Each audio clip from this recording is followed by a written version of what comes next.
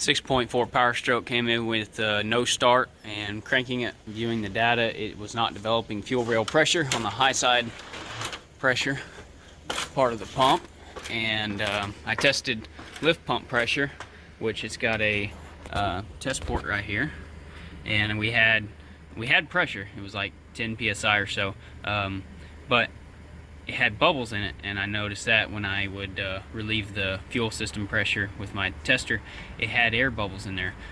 So then I went to the bleed procedure, which you pull this banjo bolt out here on the fuel cooler and you stick in an adapter. This was from my snap-on pressure test kit, and you're supposed to hold the valve open while you're have the key on until you don't see any more air bubbles come out, and then when you finally get it started after bleeding the air out, you're supposed to hold the the relief button on your fuel pressure tester until you see no more air bubbles come out. This is at idle, of course.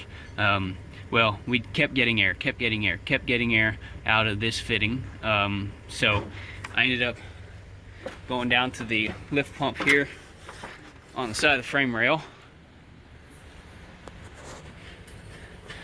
So it's just like a 6-liter pump, and I stuck clear hose on the inlet and stuck it into a clear tank of diesel fuel along with the return.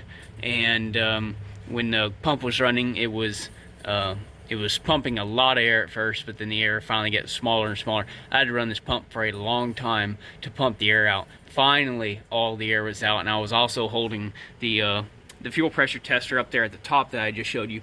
I also had that held down at the same time while I kept running the pump with the functional test, turning the pump on through the scanner. And finally, when all the air was out, it started and it ran just fine. So then I knew I was sucking up air from the lift pump here. I went back here to the diverter valve, and this one's got the 2 tanks. It's got the one in front of the axle and one behind the axle. And if I bypass the diverter valve with a clear hose here, so I'm coming from the lift pump, instead of sticking the hose in the bucket of fuel, I'm going to this fitting here, which is from the source would be the front tank, I believe, on this one.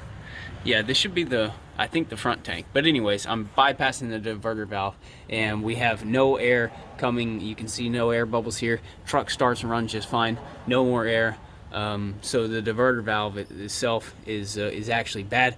I back probed the signal wire here, and although it has 5 wires, it has, yeah, they got 3 black wires here, and the yellow, and then this other color wire.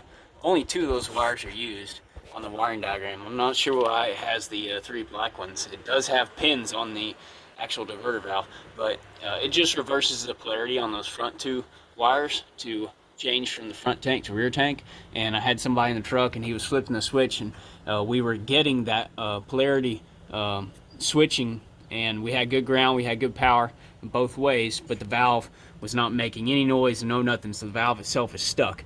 So I'm assuming that being that the valve is stuck, it might be in like a midway position or something. Somehow it's sucking up air somehow.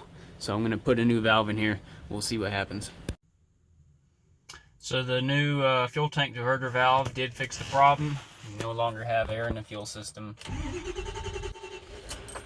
Well, I still have to drive it to get all the air out, so it's a little bit slow start, but runs good now.